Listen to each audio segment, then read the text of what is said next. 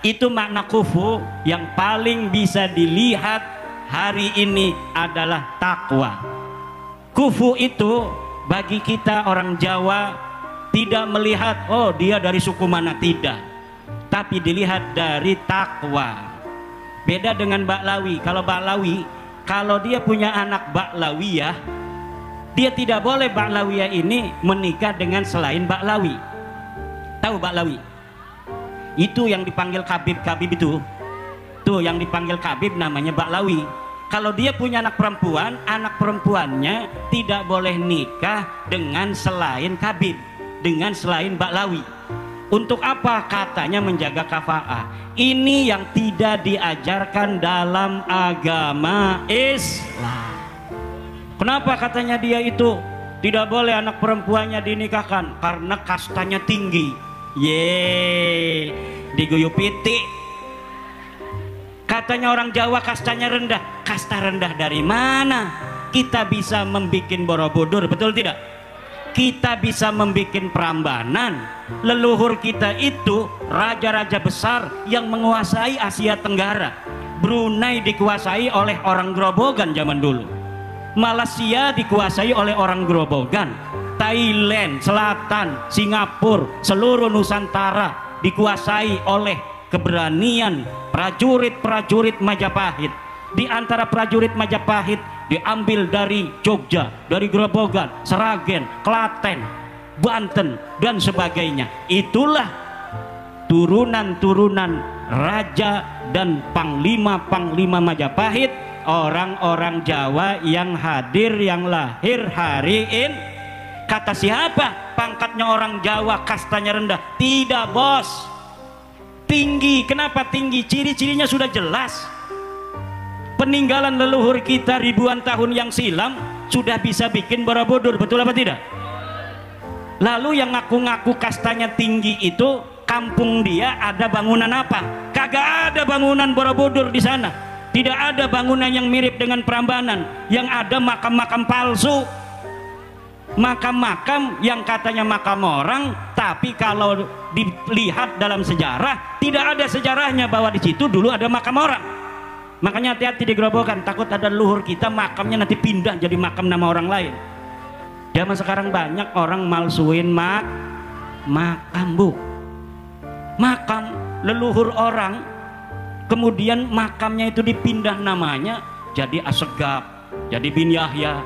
Itu di mana yang ibu kota Jawa Tengah, Semarang, ada sebuah makam Panglima Perang Yogyakarta. Panglima Perang Yogyakarta ini namanya KRT Sumodiningrat, asli orang Jawa. Dia ini bapaknya Jawa, dianya Jawa, ibunya Jawa, anaknya Jawa, keturunannya sampai sekarang masih ada, orang Jawa semua. Tapi makamnya Panglima Perang ini yang waktu itu dia mati perang melawan penjajah Inggris. Karena kita pernah dijajah Belanda, beberapa tahun juga pernah dijajah Inggris bu.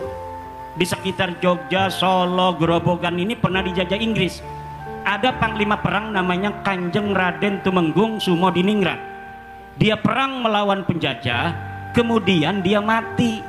Setelah mati dimakamin di jejeran Jogja. Hari ini pahlawan ini silsilahnya dicuri orang, sejarahnya diambil, silsilahnya dibelokin, bukan orang Jawa. Katanya dia orang berasal dari Yaman, Baklawi katanya. Padahal dia asli orang Jogja, dia asli orang Jawa. Apa maksudnya itu? Mengambil-ngambil tokoh yang dia asli daripada pahlawan Jawa, tapi kemudian ketika dia mati dalam membela orang Jawa, akhirnya sekarang jadi orang Yaman. Aneh apa tidak? Aneh. Ini yang harus diperhatikan. Kalau kita tidak hari ini tidak peduli terhadap sejarah kita yang dibelok-belokkan itu, nanti anak cucu kita nyangka kita ini orang Jawa nggak punya pahlawan. Leluhur kita orang-orang yang pecundang semua, nggak ada yang berani mati, nggak ada yang berani perang melawan penjajah. Kenapa? Buktinya itu yang jadi pahlawan, jadi ulama besar semuanya dari Yaman.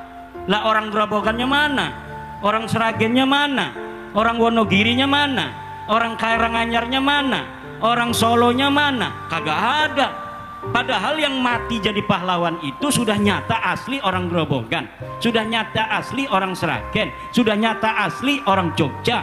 Tetapi karena orang Grobogan, orang Jogjanya ini enggak peduli sama makam leluhur, sejarahnya dirubah di Wikipedia diam saja, maka 50 tahun yang akan datang anak cucu kita sudah tidak lagi mengenal bahwa ada pahlawan dari orang asli Grobogan, ada pahlawan dari orang asli Karanganyar, ada pahlawan dari orang asli Boyolali, ada pahlawan dari Jogja. Tidak lagi mengenal. Kenapa? Karena yang jadi pahlawan buktinya makamnya semuanya marganya bukan marga Jawa.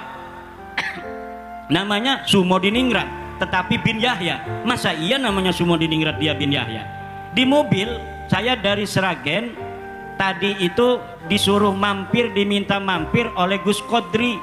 Kita dikasih makan, enak sekali makanannya di resto apa namanya itu, Sukarasa. Masya Allah, baru itu saya makan ikan enak sekali.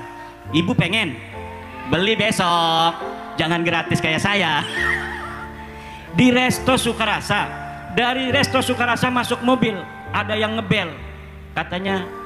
Dan kata santri saya, Abah ini ada orang Panjalu ngebel, katanya pengen bicara, sudah ngebel tidak diangkat-angkat sama Abah. Mungkin saya lagi sibuk atau lagi ngajar ngaji. Kalau lagi ngajar ngaji saya nggak angkat telepon presiden kayak apa kayak, nggak saya angkat, kecuali ketua PWNU saya angkat kalau ketua NU itu. Tapi kalau presiden saya biarin aja. Kenapa? Karena memang presiden nggak pernah nelpon saya.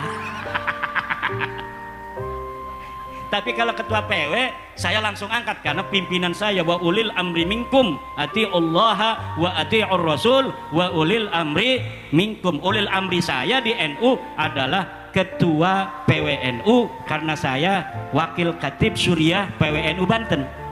Ulil amri saya di PBNU ketua PBNU karena saya adalah anggota lembaga Bahsul Masail pengurus besar Nahdlatul Ulama. Jadi hari-hari ini banyak makam-makam dibelokkan. Tadi itu orang Panjalu ngebel, Kiai saya mohon bantuan, ada tokoh Sunda yang sekarang jadi Baklawi, mohon pengurus perjuangan Wali Songo Indonesia untuk membantu pelurusan sejarah yang ada di Panjalu. Nyahon te Panjalu ya eta di Ciamis aya penjarahan ngarana penjarahan Panjalu. Katanya sekarang sudah dihabibkan, sudah dibaklawikan. Mohon katanya ini karena ini berkaitan dengan sejarah. Sedangkan sejarahnya sudah jelas, ini kakek kami, buyut kami orang Sunda asli, keturunan daripada raja-raja Sunda. Tapi sekarang kenapa jadi bin Yahya? Mohon kami tidak berdaya katanya. Perjuangan Wali Songo Indonesia lah harapan kami untuk bisa meluruskan makam-makam yang sudah dibelokkan. Insya Allah kata saya Kang, nanti setelah saya pulang dari Jawa Tengah, nanti saya akan koordinasikan dengan pengurus perjuangan Wali Songo Indonesia di Jawa Barat. Ini Bu, ada organisasi namanya PWI, apa? Perjuangan Wali Songo Indonesia. Punya tentara namanya Laskar Sabilillah. Apa namanya? Semuanya anggotanya orang NU. Kalau kita pakai nama Banser, pakai nama Pager Nusa, ini terlalu organisatoris, koordinasinya lama. Maka orang NU yang sudah tercerahkan ini untuk meluruskan sejarah-sejarah pendiri NU, sejarah-sejarah kiai-kiai Jawa, kiai-kiai Nusantara, membikin sebuah organisasi namanya Perjuangan Wali Songo Indonesia. Laskarnya namanya Laskar Sabilillah. Ketuanya dan panglima tertingginya cucu daripada panglima tertinggi Hizbullah yang diangkat oleh Mbah Hasyim Asy'ari. tahun 45 46 Surabaya, 45 ya, Surabaya perang. Dari golongan santri, panglima perangnya namanya Kiai Abbas dari Cirebon. Dia murid Mbah Hasyim Asy'ari. Nah, sekarang cucunya ini yang menjadi panglima tertinggi Laskar Sabilillah. Jadi kakeknya dulu panglima Laskar Sabilillah waktu perang melawan sekutu, sekarang cucunya kembali menjadi panglima Laskar Sabilillah. Anggotanya kebanyakan Banser dengan pagar Nusa. Banser dan pagar Nusa, tetapi kalau jadi PWI pakai bajunya Laskar Sabilillah. Untuk apa? Kita perlu mobilisasi, koordinasi. Perjuangan itu kalau sendiri-sendiri, Bu, ini akan berat. Perjuangan itu kalau sendiri-sendiri berat. Kenapa? Apalagi wilayahnya se-Indonesia begini, dari Sabang sampai Merauke. Ini berjajar pulau-pulau, dari mulai Pulau Sumatera dikelilingi pulau-pulau kecil yang ribuan banyaknya, Pulau Kalimantan dikelilingi pulau-pulau kecil yang juga ribuan jumlahnya, begitu pula Pulau Jawa. Pulau kita ini bapak-bapak ibu-ibu ada 17.000 pulau. Pulau di Indonesia ini ada 17.000 pulau. Kalau kita ngelihat peta, kelihatannya cuma ada Jawa, cuma ada Sumatera, cuma ada Kalimantan, Sulawesi, Maluku, Papua, NTT, Bali. Tetapi ternyata pulau-pulau kecil itu banyak sekali, jumlahnya 17.000 pulau. Maka perlu adanya organisasi bersama oleh para warga Nahdliyin, tetapi tidak membuat sibuk Nahdlatul Ulama, karena Nahdlatul Ulama itu banyak tugasnya. Lagi ngurusi fikih peradaban, bagaimana kita membawa konsep Islam Nusantara kepada dunia internasional. Karena dunia internasional hari ini di negara-negara yang penduduknya Islam itu masih perang, Bu. Bu, ibu di sini dagang bakso enak, bertani enak, dagang enak, pengajian enak, jalan sendiri aja ibu-ibu pakai tas, pakai baju muslimat nggak takut.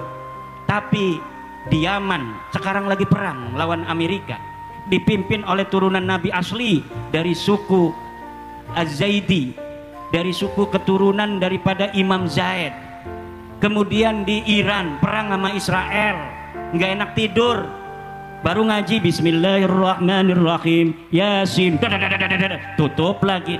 Kita tinggal maunya, mau ngaji 1 juz nggak ada yang ganggu, betul?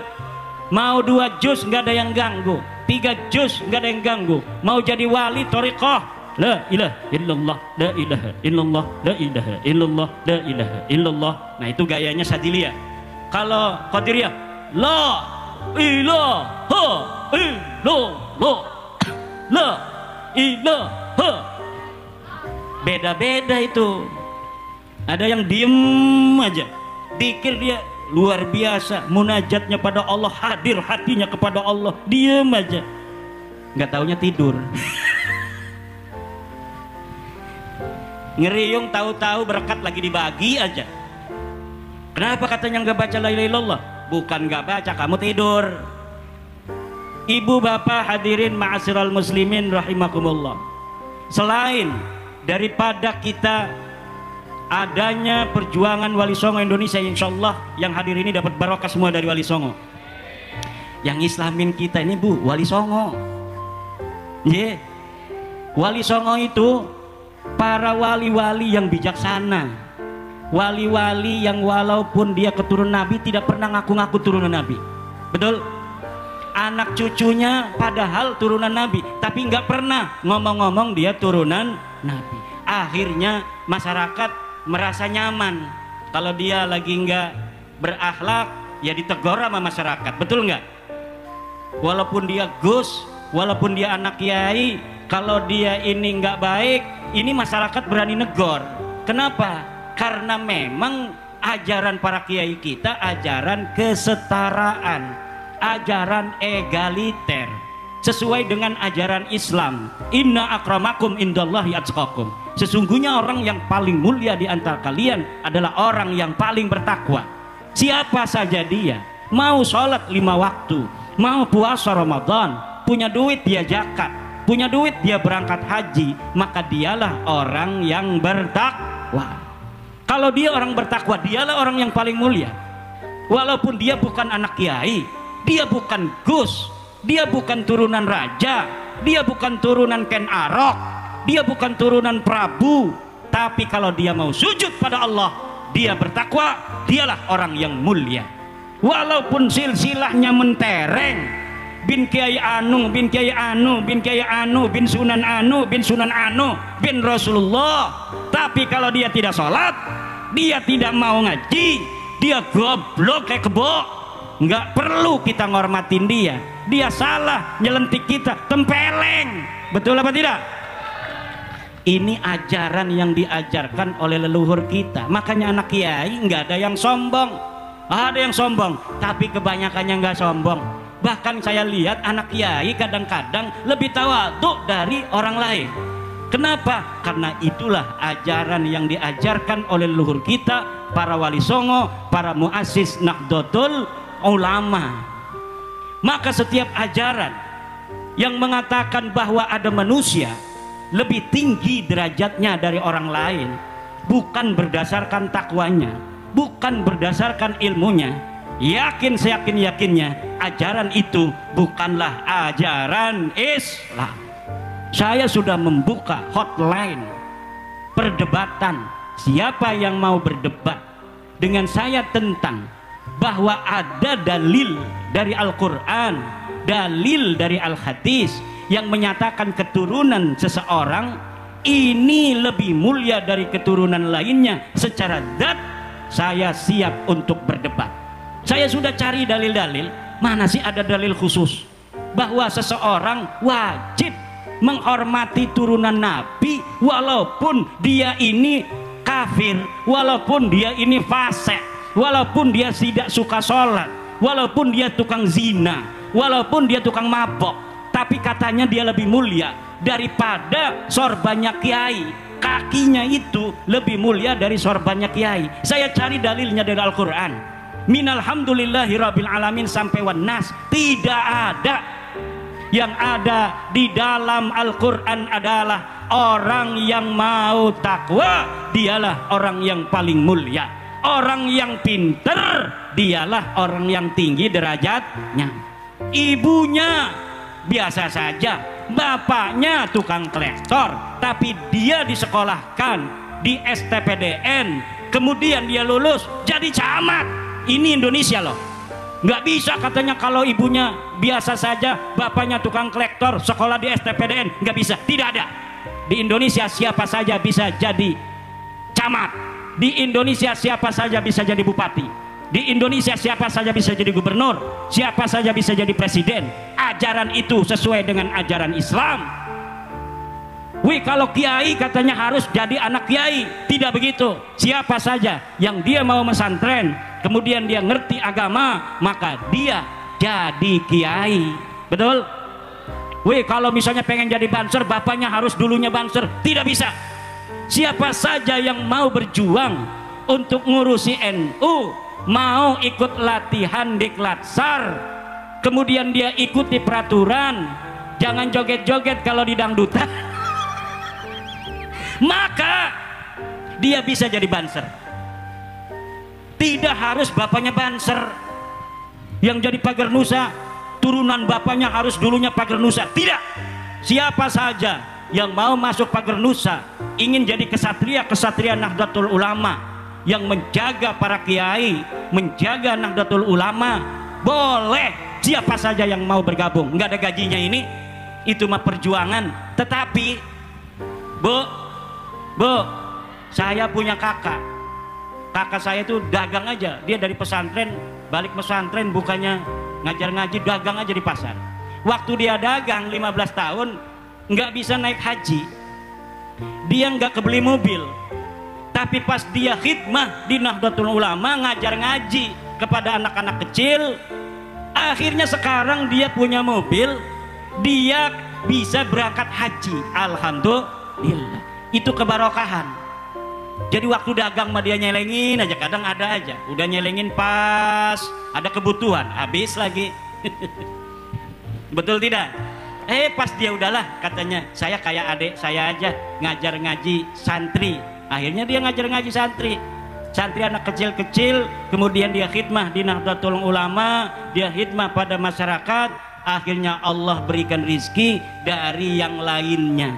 Sekarang dia sudah punya mobil, sudah berangkat haji. Keberkahan itu banyak caranya, walaupun dia tidak niatin, dia hanya capek aja, dagang capek katanya, udah ngajar ngaji aja, bukan pengen kaya, bukan.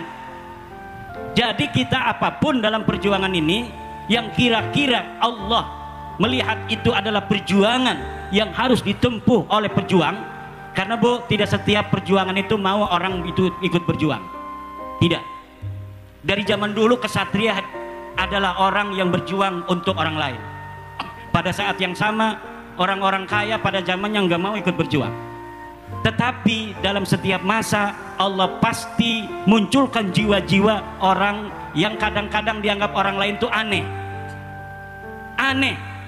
Kenapa dia mau ikut PWI? Kalau mau acara kumpulan nggak dikasih ongkos. Kalau misalnya pulang, ya masing-masing pulang. Kadang-kadang nggak ada makan. Tapi kenapa dia mau? Karena jiwanya sudah dicatat sebelum dia dilahirkan untuk jadi pejuang. Kalau orang-orang biasa, dia mikirnya, apalagi pedagang, untung kagak. Kalau nggak untung, nggak mau. Untungnya apa? Ininya apa? Pejuang itu tidak mikir begitu. Kalau misalnya semua orang zaman dulu tahun 45 itu pedagang semua, nggak bakal merdeka Indonesia. Kalau orang Surabaya yang jumlahnya mungkin dulu ratusan ribu atau mungkin jutaan, itu semuanya pedagang yang kalkulasinya untung rugi saja, tidak ada perang 10 November yang dengan perang 10 November itu Indonesia menjadi tetap merdeka sampai hari ini. Tapi karena ada pejuang yang sudah dicatat di Lauhil Mahfuz bahwa dia akan menjadi pejuang, di antara mereka ada yang selamat, namun banyak juga di antara mereka mati berkalang tanah, tertembus peluru musuh, bahkan kepalanya pecah. Kadang tidak ada yang mengenali, kadang tidak ada yang menguburkan. Tetapi setiap perjuangan itu tidak ada yang sia-sia. Dari orang-orang pahlawan tadi kenal, kebanyakan akan muncul para keturunan-keturunan pejuang yang luar biasa. Ketika kita selusuri silsilah kita kok enggak ketemu siapa-siapa, enggak bakal ketemu karena kamu keturunan pejuang-pejuang yang tidak dikenal. Tapi ketika hari ini kamu mau berjuang, mau ikut Pager Nusa, mau ikut Banser, itu menandakan bahwa leluhurmu bukan sembarangan. Kalau orang jadi tentara nasional Republik Indonesia, walaupun digaji gajinya kecil, tapi kenapa tentara nasional Republik Indonesia itu banyak orang yang mau untuk masuk jadi tentara yang resikonya mati kalau dikirim ke Papua. Dikirim ke Papua resikonya mati. Dia bisa menembak, dia juga bisa tertembak. Gajinya cuma 4 juta. Kenapa mereka mau? Karena mereka dicatat sebagai kesatria, kesatria negara. Para santri, para kiai punya kesatria juga. Siapa kesatria para santri? Adalah Banser, Pager Nusa. Sekarang tambah lagi NU itu punya kesatria tempur, Kopassusnya, yaitu PWI Laskar Sabilillah. Untuk acara formal bisa pakai Banser formal karena strukturnya masuk sebagai Banom. Tapi PWI tidak masuk struktur dari Banom NU. Dia hanya dibentuk oleh orang-orang NU yang cinta pada NU, cinta pada kiai NU, cinta pada sejarah NU, cinta kepada warga NU. Dia ingin berjuang untuk NU, untuk masyarakat NU, untuk makam-makam leluhur para kiai-kiai NU. Kalaupun dia itu tidak ada koordinasi secara khusus dengan pengurus-pengurus di setiap tingkatan, itu masih ditoleransi. Kenapa? Karena PWI bukan Banom daripada NU. Bu, ngeliatin saya gimana? Ini pas, ini cocok jadi menantu ini. Alhamdulillah. Itu tadi istri saya. Nggak kedengeran kan sekarang mah jauh. Kalau di sini nggak berani saya tadi.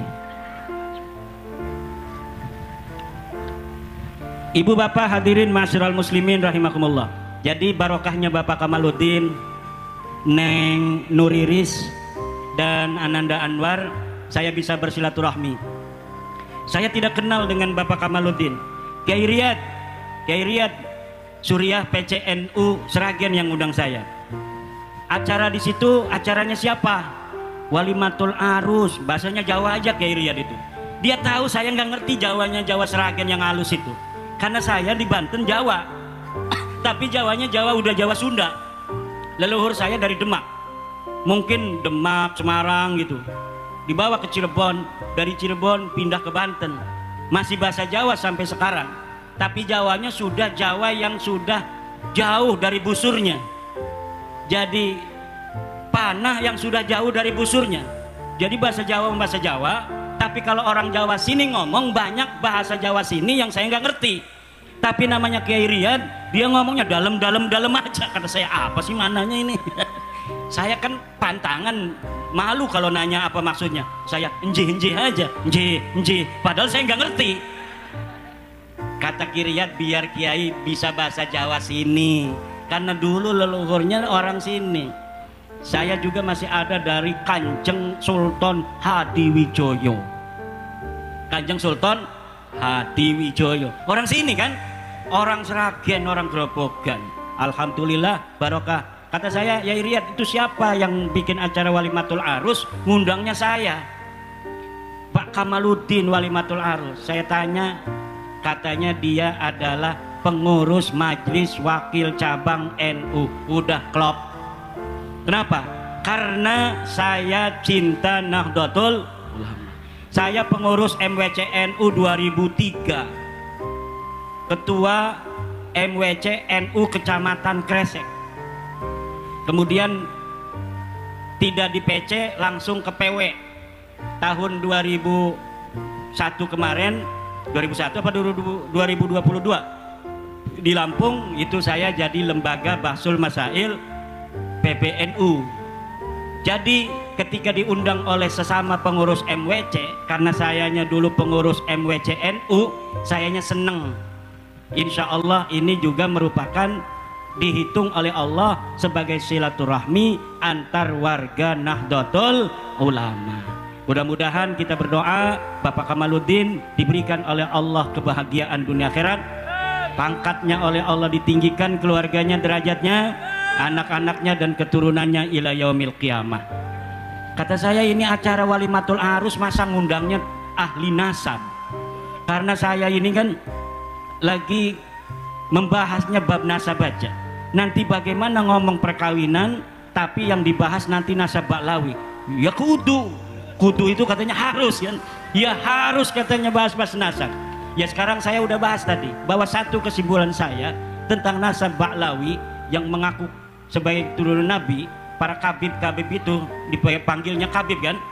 Katanya turun Nabi. Saya sudah teliti dengan seteliti-telitinya ibu-ibu bahwa mereka bukan keturunan baginda Nabi besar Muhammad sallallahu alaihi wasallam.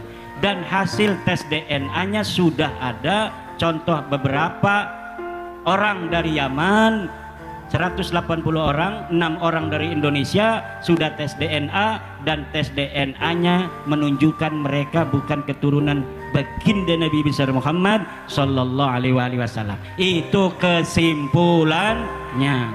Terima kasih, mudah-mudahan ada manfaatnya. Saya dari tadi ini belum istirahat, dari Banten menuju Sragen karena ada acara supir saya paginya, jadi nggak bisa berangkat pagi. Biasanya saya berangkat kalau ada acara Sragen jam 7, jadi nyantai-nyantai.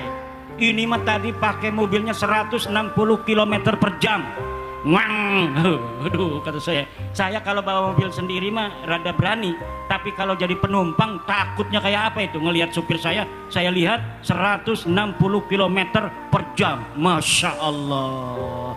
Tetapi alhamdulillah selamat sentosa, doakan mudah-mudahan perjalanan saya masih panjang. Saya ada acara di Rembang, kemudian di Jogja, di Klaten, di Jogja juga insya Allah nanti ke Purworejo. Demikian, mudah-mudahan keberkahan menyertai Bapak Kamaluddin dan keluarga. Ananda Nuriris dan Ananda Anwar, barokah, selamat atas perkawinannya, tidak ada halangan, kemudian akan diberikan oleh Allah keturunan yang saleh dan salihah. Wallahu huwal muwaffiqu ila aqwami thoriqin. Wassalamualaikum warahmatullahi wabarakatuh.